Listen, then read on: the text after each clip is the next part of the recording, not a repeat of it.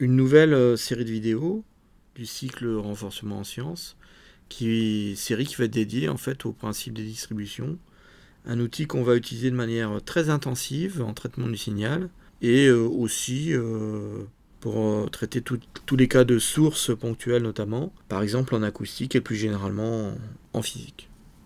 Pour que ce soit plus facile pour vous, j'ai choisi de découper ce chapitre en 3 vidéos différentes. Voilà, on va commencer donc par la première vidéo. Alors d'abord, pourquoi avoir besoin d'introduire cet outil, donc l'outil des distributions. Alors pour ce faire, on va mettre en évidence l'existence d'un problème qu'on rencontre généralement en physique, donc par exemple en acoustique, qui est le besoin de décrire des situations où on a un signal physique de très grande intensité dans une région très très petite en fait de l'espace, voire de l'espace-temps, et où ce signal en fait physique est d'intensité nulle ailleurs. Alors des exemples qu'on peut envisager de donner pour ce genre de problème, c'est la notion de source ponctuelle en acoustique, la notion de charge ponctuelle en électromagnétisme. On pourrait aussi envisager la question de la particule en mécanique, classique notamment, ou celle de particules fluides, qui est une entité mathématique statistique en mécanique des fluides, qui regroupe en fait les données statistiques sur plusieurs dizaines de millions minimum de molécules, par exemple d'air, dans le cadre de l'acoustique aérienne. Alors, si on suppose que l'on se place en unidimensionnel, donc c'est-à-dire une seule dimension, et pas l'unidimensionnel en physique où on a une dimension d'espace et une dimension de temps. Donc si on considère bien en fait une seule dimension, on peut alors décrire la densité de charge ou de matière comme étant concentrée dans un petit intervalle qu'on va appeler oméga, autour du point x égale 0, qui serait l'origine par exemple du repère, ou le point source, par exemple en acoustique. Alors cette densité, on va la noter ρ, et on peut définir donc cette densité par une fonction de ce style. C'est-à-dire ρ qui va de R dans R, si on choisit x, et où ρ de x est la valeur de R, et on a deux en fait de valeurs, 0 en dehors de oméga, et une valeur qui va être grande. Alors grande pour l'instant on ne sait pas trop ce que c'est, si x appartient à oméga. Alors une densité qui satisfait ce qui est des charges, c'est ρ de x qui vaut 0 en dehors de l'intervalle moins 1 sur 2n, 1 sur 2n, moins 1 sur 2n et 1 sur 2n étant inclus dans l'intervalle donc qui va correspondre à oméga. Et là, on a bien quelque chose qui est nul en dehors d'un intervalle, et donc à l'intérieur de cet intervalle qu'on appellera oméga, on a quelque chose en fait qui vaut n. Et plus n va être grand, mais grand, qu'est-ce que ça veut dire pour l'instant on ne sait pas trop, plus ρ de x, valant n dans cet intervalle oméga, va être élevé. Donc on a quelque chose en fait qui correspond à une définition possible de ce que l'on a donné. Paul Dirac a introduit et utilisé une fonction qu'il a appelée delta, et notamment en fait pour traiter des problèmes de mécanique quantique. Et c'est une fonction qui va de R dans R bar, qu'on va définir ensuite, qui à x va associer delta de x. Et la définition que Paul Dirac a adoptée, c'est de dire si x est différent de 0, à ce moment-là delta de x vaut 0. Par contre en x égale 0, delta de x vaut plus l'infini. Et cette définition, il l'a complétée, déjà par la convention R bar, qui était la prise en compte de moins l'infini plus l'infini, contrairement à ce qu'on appelle R d'habitude, qui est un ouvert en moins l'infini et en plus l'infini. Là, on a un fermé en moins l'infini plus l'infini, il a appelé ça R bar. Pourquoi ? Parce qu'en x égale 0, il a besoin en fait de plus l'infini, donc il faut que cette valeur appartienne à l'ensemble de définitions des valeurs de delta. Et la deuxième définition qu'il a ajoutée en fait pour delta, qui est plus une propriété, c'est dire que l'intégrale de moins l'infini à plus l'infini de delta de x dx, ça doit être égal à 1. Alors ça vient du fait que si on considère que delta c'est l'indice sur la présence en fait de quelque chose, quand on a parcouru tout l'intervalle de R bar, c'est-à-dire de moins l'infini inclus à plus l'infini inclus, on a forcément rencontré le phénomène. Et donc la probabilité qui correspond à la somme de moins l'infini à plus l'infini de delta de x dx doit être égale à 1, puisqu'on a 100% de chance d'avoir rencontré en fait l'entité sur laquelle on veut travailler. Alors le problème, c'est que la dernière condition, intégrale de moins l'infini à plus l'infini de delta de x dx égale 1, ça ne cadre pas avec les définitions classiques de l'intégration, notamment celle de Lebesgue, qui va généraliser celle de Riemann. Et on va revoir en fait la définition de l'intégration au sens de Riemann, et puis voir en fait comment elle a pu être étendue au sens de Lebesgue. Pourquoi ? Parce que en fait, dans ces deux définitions classiques de l'intégration, si on a un intervalle de longueur nulle, c'est réduit à un point, donc par exemple x égale 0, ce point-là apporte une contribution nulle à l'intégrale. Or, dans la définition de Dirac, le delta de x ne vaut une valeur non nulle qu'en x égale 0. Mais le problème, c'est que l'intégration de moins l'infini à plus l'infini de delta de x dx, dans ce cas-là, ça donne 0. Il faut donc étendre les notions de fonction et d'intégration, puisqu'à l'évidence, delta n'est pas une fonction normale du point de vue mathématique. Alors la réponse à ces deux problèmes, ça va être la théorie des distributions. Alors on va en faire un exposé très très synthétique. L'idée, c'est d'entrevoir comment les distributions fonctionnent dans le cadre de la physique, de l'acoustique et du traitement du signal, et pouvoir résoudre donc nos problèmes de physique, donc d'acoustique. Et on va faire ça après une petite dégression sur les deux définitions d'intégration, donc intégration au sens de Riemann et intégration au sens de Lebesgue.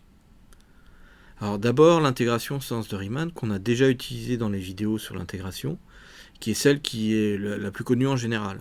On part à chaque fois du problème de détermination de l'aire S sous une courbe, y égale f de x, donc la courbe représentative de la fonction qui a x associé f de x, où f de x est une fonction connue, et R qui est aussi délimité par les abscisses x égale a et x égale b. Donc S, l'aire S, ce sera l'intégrale de AB de f de x dx. Les réels a et b seront évidemment étendus au besoin pour traiter par exemple le cas des intégrations sur R. Donc c'est-à-dire on pourra choisir un x qui ira jusqu'à moins l'infini et un b qui ira jusqu'à plus l'infini. Et pour simplifier, on va juste considérer le cas d'une fonction f à valeur positive sur AB, si quel que soit x appartenant à AB, f de x supérieur ou égal à 0. Puis on suppose en fait qu'on peut étendre les résultats et ou définitions en segmentant l'aire étudiée en somme d'aires sur des intervalles où la fonction est positive, somme à laquelle on retranchera les aires des intervalles où la fonction f est négative. Donc c'est-à-dire qu'en fait on peut avoir une intégration qui va donner en fait une aire qui est algébrique. L'aire ne sera pas forcément positive. Si la fonction a des valeurs négatives, on aura sur cet intervalle-là une contribution à l'aire de l'intégrale sous la courbe qui sera négative. De la même manière, si on parcourt dans le sens des x décroissants, on aura aussi par exemple une intégrale qui pourrait être négative. Donc une aire parcourue dans le sens des x décroissants qui sera négative. Alors dans la suite, ce qu'on fait, c'est qu'on illustre uniquement le principe d'intégration pour le cas d'une fonction positive. C'est-à-dire les figures, elles vont concerner uniquement des cas où f de x est supérieur ou égal à 0. Mais les résultats en fait qui vont être trouvés restent valables pour le cas où la fonction comporte des intervalles où elle est négative, à valeur négative. Voici un exemple d'intégration au sens de Riemann. Donc j'ai en noir la courbe représentative y égale f de x, et puis je vais aller en fait faire une segmentation de l'axe des x, ici de 0 à 6, de manière régulière, c'est un choix, et je vais calculer en fait l'approximation de l'aire donc entre 0 et 6 et la courbe y égale f de x, en utilisant en fait l'aire des 6 rectangles qui sont là. Et chacun de ces 6 rectangles, en fait, il va être défini par le biais en fait d'une valeur. Par exemple, là à gauche, là la valeur à droite, là une valeur intermédiaire, mais on pourrait envisager de prendre que les valeurs à gauche, que les valeurs à droite, ou d'autres valeurs.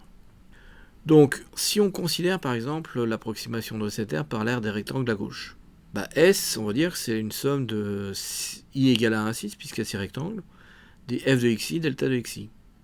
Alors, f de xi et delta de xi, pour les définir, on a besoin déjà de définir xi. Donc xi, ici, vu qu'on va de 0 à 6, xi c'est i-1. Donc par exemple, x0, enfin x égale 1, ça fait 1 moins 1, ça fait 0, donc on commence à 0. Et si on fait i égale 6, le x6, c'est 6 moins 1, ça fait 5. Donc du coup, ça va bien nous donner en fait à chaque fois 0, 1, 2, 3, 4, 5, donc les valeurs xi qui correspondent en fait aux valeurs à gauche. Delta de xi, c'est xi plus 1 moins xi, et donc ici c'est la largeur du rectangle i. Et comme j'ai choisi d'opérer en fait un échantillonnage régulier, j'ai un delta i ici qui est une constante. Donc ça correspond aussi d'ailleurs au principe d'échantillonnage régulier en temps. Bon, ici le temps ce serait l'axe des x, mais qu'on va retrouver en traitement du signal. C'est-à-dire choisir en fait des instants où on va regarder ce qui se passe pour la valeur du signal qu'on étudie, qui seraient en fait séparés par des intervalles de temps constants. Ces intervalles de temps correspondraient à la période d'échantillonnage. Donc autant séparant deux échantillons consécutifs. Alors ça, c'était pour la première intégration. Maintenant, il y a une autre intégration qui est possible aussi, qui est celle au sens de Lebesgue. Et là, alors, pour l'illustrer, j'ai pris une fonction qui est beaucoup plus chahutée que la précédente, qui comporte en fait des discontinuités fortes. C'est-à-dire qu'à chaque fois, en fait, je passe en fait d'une valeur à gauche à une valeur à droite qui sont très sensiblement différentes. Et là, ce qu'on va faire, c'est qu'on va pouvoir en fait opérer là aussi un découpage avec des aires de rectangle.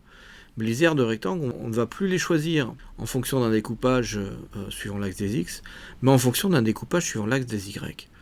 Donc par exemple ici, on dirait, voilà, je vais pouvoir considérer les valeurs y égale 0, 1,5, 1, 1,5, 2, 2,5, etc. Et ensuite, qu'est-ce qui va se passer ? Je vais segmenter, donc par exemple, sur l'intervalle quasiment 0,1, je vais avoir 0,5. Sur l'intervalle 1,2, j'ai 1,5. Sur l'intervalle 2, 3 moins, je vais avoir quelque chose qui va être 0,5 puisque c'est inférieur à 1. Ensuite, j'ai une valeur qui est jusqu'à 4 moins, qui est supérieure à 1 mais inférieure à 1,5, donc je vais avoir une valeur 1. Ensuite, il y a une petite partie entre 4 moins et 4, où je vais avoir 1,5 et ainsi de suite. Donc l'intégrale de Lebesgue, ça n'est plus un échantillonnage en fait le long de l'axe des x, mais un échantillonnage en fait le long de l'axe des y. Donc on va échantillonner les valeurs de la fonction f sur l'intervalle AB, donc ici de 0 à 6 dans mon exemple. Ça veut dire qu'on pratique ce qu'on va appeler une quantification des valeurs de f sur l'intervalle AB. Et ça, c'est quelque chose qu'on trouvera en traitement du signal, puisque non seulement on va aller prélever des valeurs d'échantillons en fait, de manière régulière, mais en plus on ne va pas permettre n'importe quelle valeur réelle pour les valeurs du signal pour les instants sélectionnés. On va en fait forcer les valeurs pour qu'elles soient codées en fait, par des valeurs qui sont permises, qui correspondront en fait aux valeurs quantifiées. Alors là, j'ai considéré un échantillonnage régulier, c'est-à-dire que chaque fois je progresse d'1,5 suivant l'axe des y. On pourrait tout à fait envisager un échantillonnage irrégulier, qui serait peut-être d'ailleurs plus adapté finalement pour avoir une approximation avec peu d'aires de rectangle à calculer et qui pourrait fonctionner. Maintenant, l'approximation doit être réalisée comme le cumul des aires des rectangles, comme dans le cas de l'intégrale de Riemann, mais ce coup-ci, c'est dont la hauteur correspond à une des valeurs permises.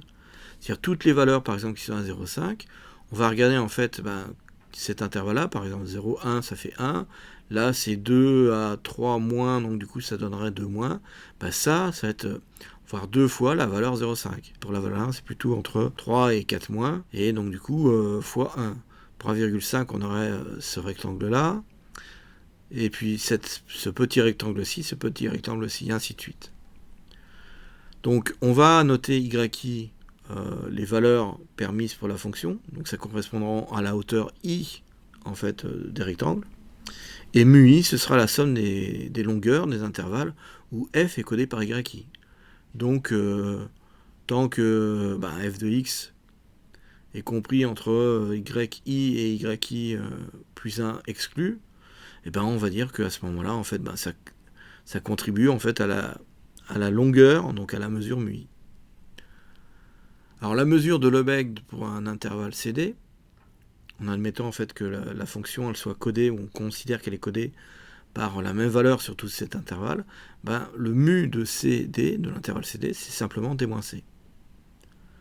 Alors à partir de ça, on voit que la mesure associée à un point, c'est-à-dire si C égale D, donc la mesure par exemple de C à C, c'est C moins C, c'est 0. Donc la mesure associée à un point, c'est nul. Et on voit aussi en fait que la mesure associée à l'intervalle CD où C et D sont inclus, c'est la mesure de l'intervalle CD où D est exclu, mais c'est encore la mesure de l'intervalle CD où C est exclu, et encore la mesure de l'intégrale CD où C et D sont exclus. Alors avec ce résultat, on voit en fait que ce principe d'intégration va simplifier fortement le calcul de l'aire sous la courbe. Pourquoi? Parce que tous les problèmes de borne d'intégration ainsi que ceux des discontinuités éventuelles de la fonction vont pouvoir être traités. Notamment pour l'exemple qu'on avait, à chaque fois en fait c'était ponctuellement qu'on sautait d'une valeur à une autre, la contribution en fait de chacun de ces sauts à la mesure de Lebesgue est nulle. Alors, le problème c'est que pour la fonction impulsion de Dirac telle qu'elle a été définie par Paul Dirac, l'intégrale de Lebesgue de la condition supplémentaire, elle n'est pas égale à 1, mais elle est nulle, ce qu'on avait annoncé. C'est donc pour ça qu'il faut étendre les notions de fonction et d'intégration, et donc recourir à la notion de distribution, ce qu'on va faire. Alors, on va faire d'abord un point sur le principe, et puis on va être amené à introduire un petit peu de vocabulaire. Donc il y a d'abord l'ensemble D, ou D de oméga. Alors, oméga, c'est l'intervalle qui sera ouvert dans R puissance n, où n correspond au nombre de dimensions introduites pour le problème considéré. Parce que pour l'instant, je parlais de dimension 1, mais si je veux travailler en fait sur un problème en acoustique, j'ai x, y, z, t, donc 3 coordonnées, par exemple cartésiennes, où je vois r θ phi ou r θ z, plus une coordonnée temporelle. Donc c'est-à-dire que je vais être amené à considérer en fait éventuellement des entités ponctuelles qui vont en fait se placer dans l'espace-temps. Donc j'aurai une dimension n égale 4 dans le cadre de l'acoustique et très souvent en physique. D ou D de oméga, c'est un ensemble de fonctions. C'est les fonctions qui sont définies dans oméga et qui sont à valeur dans C ou dans R au besoin, mais surtout qui sont indéfiniment dérivables et à support compact inclus dans oméga. Alors support compact, ça veut dire que toutes les fonctions phi n'ont des valeurs non nulles qu'à l'intérieur d'un intervalle qui est obligatoirement inclus dans oméga. Donc sitôt que je sors de oméga, je sais que toutes les fonctions phi sont à valeur nulle. Moins l'infini plus l'infini, c'est en dehors de oméga. Donc toutes les fonctions phi seront à valeur nulle en plus ou moins l'infini. Et c'est une propriété qu'on utilisera intensivement à chaque fois qu'on aura amené, pour certaines des démonstrations des principes et des résultats sur les distributions, à chaque fois qu'on aura amené une intégration par partie. Alors, des exemples de fonctions phi. Alors, le premier exemple, c'est phi de x égale constante, quel que soit x appartenant à oméga, 0 sinon. C'est ce qui était explicitement en fait utilisé dans le cadre de la définition de la mesure de Lebesgue. On a aussi éventuellement, par exemple, quelque chose de la forme phi de x égale 1 pour x appartenant à moins 1,5, 1,5. Moins 1,5 et 1,5, ici inclus, mais on pourrait les exclure, comme on l'a vu, puis 0 sinon. Et ça, qu'est-ce que c'est? C'est une porte de largeur donc, qui va de moins 1,5 à 1,5, donc qui est de largeur horizontale unitaire, donc largeur 1, suivant l'axe des x. Et puis, sur tout l'intervalle moins 1,5, 1,5, on a une valeur de 1. Donc on a une valeur de 1, donc du coup ça veut dire qu'on a une aire unitaire. Et ça correspond à un des cas en fait qu'on avait vu de fonction n, quel que soit x appartenant à moins 1 sur 2n, 1 sur 2n. Et c'est ce qu'on va appeler une porte rectangulaire de largeur 1. Et en plus celle-là elle est centrée autour de 0. Alors une autre fonction qu'on peut trouver, notamment en statistique et ou peut-être en mécanique quantique, qui serait phi de x, qui vaudrait 0 dès que x est supérieur ou égal à 1 en valeur absolue, et exponentielle de 1 sur x de moins 1 sinon. Alors maintenant, qu'est-ce que c'est que cette histoire de distribution? Alors déjà une distribution, on va dire c'est une application linéaire, notée grand T, qui va être continue sur d de oméga, et qui va vérifier les propriétés suivantes. Alors la première propriété, c'est la linéarité. Qu'est-ce que ça nous dit? Ça nous dit simplement en fait qu'à partir du moment où on considère une combinaison linéaire de deux fonctions test, les fonctions appartenant à d de oméga, donc phi 1 et phi 2. Et donc, qui dit combinaison linéaire, quelque chose de la forme lambda 1 phi 1 plus lambda 2 phi 2, où lambda 1 et lambda 2 sont des complexes, si on applique la distribution t à cette combinaison linéaire, on obtient lambda t de phi 1 plus lambda t de phi 2. Donc lambda que multiplie la distribution t appliquée à phi 1, plus lambda 2 que multiplie t, la distribution t appliquée à phi 2. Et puis il y aura quelque chose qui pourra servir ponctuellement, qui est la notion de continuité, et à savoir que si on a une suite de fonctions phi n, où n appartient à n, converge vers phi dans d de oméga, alors l'application de la distribution t à la suite phi n, quel que soit n appartenant à n, convergent au sens naturel vers l'application de la distribution T à phi.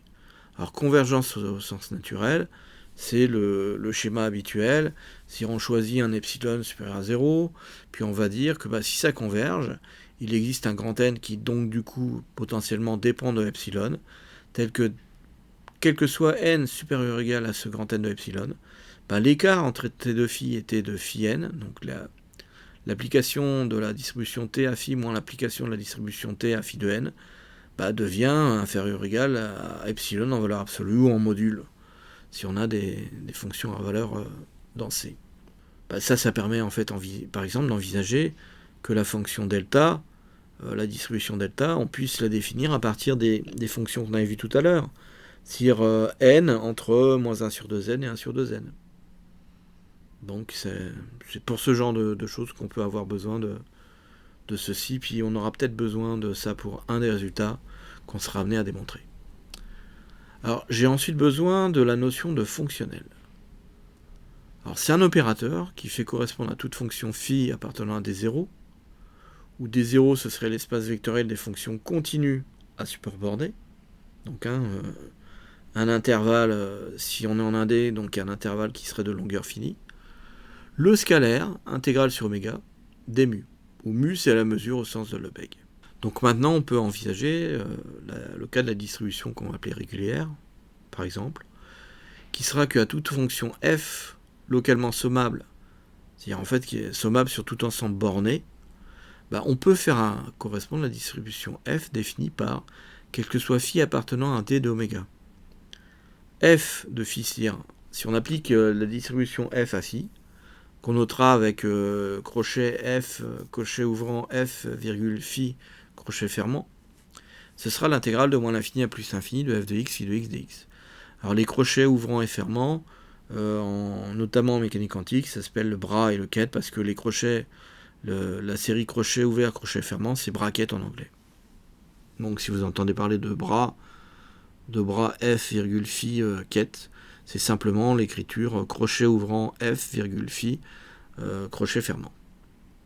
Alors, l'intégrale de moins l'infini à plus l'infini de f de x, phi de x dx, elle a toujours un sens. Parce qu'on a dit que phi, par définition, vu que ça appartient à des d'oméga, c'est des fonctions qui sont notamment à support borné.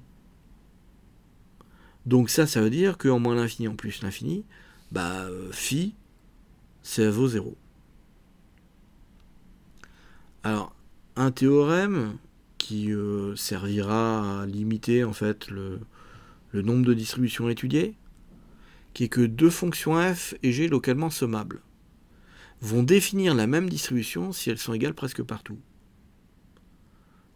Par exemple, tout à l'heure on avait dans le cas de la fonction, enfin de la définition de la notion d'intégrale au sens de Lebesgue, j'ai mis des fonctions qui étaient discontinues. Mais si je ramenais en fait, si je construisais une autre fonction où je supprimerais les sauts en chacun des points, la distribution associée à ces deux fonctions sera exactement la même. Donc pour deux fonctions qui sont localement sommables et qui sont égales presque partout, elles définissent la même distribution. Ça veut dire que les distributions vont pouvoir constituer une extension très sympathique des fonctions égales presque partout, puisqu'une seule distribution suffit pour toutes ces fonctions. Alors maintenant, quelques-unes des distributions qu'on va manipuler, que ce soit en acoustique, plus généralement en physique et notamment en traitement du signal. La première, c'est la distribution, ou les distributions plutôt de Dirac. La première distribution de Dirac, c'est ce qu'on appelle la distribution de Dirac à l'origine, que l'on note delta, donc on reprend la notation qui avait été proposée par Paul Dirac, où delta de x si la variable est x. Et sa définition, donc pour cette distribution de Dirac à l'origine, c'est que si j'applique la distribution delta à une fonction phi, donc parmi mes fonctions d d'oméga, c'est-à-dire mes fonctions test qui sont un support borné, qui sont infiniment dérivables, je récupère systématiquement phi de 0, quel que soit le phi. Donc delta appliqué à phi, ça nous donne systématiquement phi de 0 dès lors que phi est une de ces fonctions test, donc appartenant à d d'oméga. Le deuxième exemple de distribution de Dirac, c'est la distribution de Dirac au point A. On avait delta ou delta de x pour le cas de la distribution de Dirac à l'origine. Ben là, pour le point A, on fait figurer en fait en indice le A. Donc on a delta indice A ou delta indice A de x. Et par définition, ben, là où on avait delta de x, maintenant le delta indice A de x, c'est delta de x moins A. Dans le cas où la variable est x. Si c'était delta taux de t, ben, j'aurais delta de t moins taux, dans le cas en fait où la variable serait t, donc par exemple pour un signal temporel. Donc là, ce coup-ci, en fait, ce que l'on va démontrer juste après, c'est que delta indice A, donc cette distribution appliquée à phi, ça va nous renvoyer phi, mais en A, donc phi de A, et ce, quel que soit en fait phi appartenant à d de oméga. Donc, démonstration. Alors, delta indice A de phi, par définition, c'est l'intégrale de moins l'infini à plus l'infini de delta de x moins A phi de x dx. Si j'utilise le changement de variable x égale x moins A, je vais pouvoir en fait remplacer, faire apparaître, enfin le x moins A et faire apparaître un delta de y. Mais à ce moment-là, si A est vu que A est une constante, ben à dx je vais associer dy, et puis je vais avoir x qui va être égal à y plus A. Donc je peux réécrire que delta indice A appliqué à phi, c'est l'intégrale de moins l'infini à plus l'infini. Pourquoi ? Bah, y c'est x moins A, x va de moins l'infini à plus l'infini, bah, y égale x moins A va aller de moins l'infini moins A, c'est-à-dire moins l'infini, à plus l'infini moins A, c'est-à-dire plus l'infini. Ensuite, delta de x moins A, bah, j'ai posé y égale x moins A, donc ça me donne le delta de y. Phi de x, vu que x est y plus A, j'ai phi de y plus A. Et le dx devient un dy. Donc delta indice A appliqué à phi, ça me donne l'intégrale de moins l'infini à plus l'infini de delta de y, phi de y plus A, dy.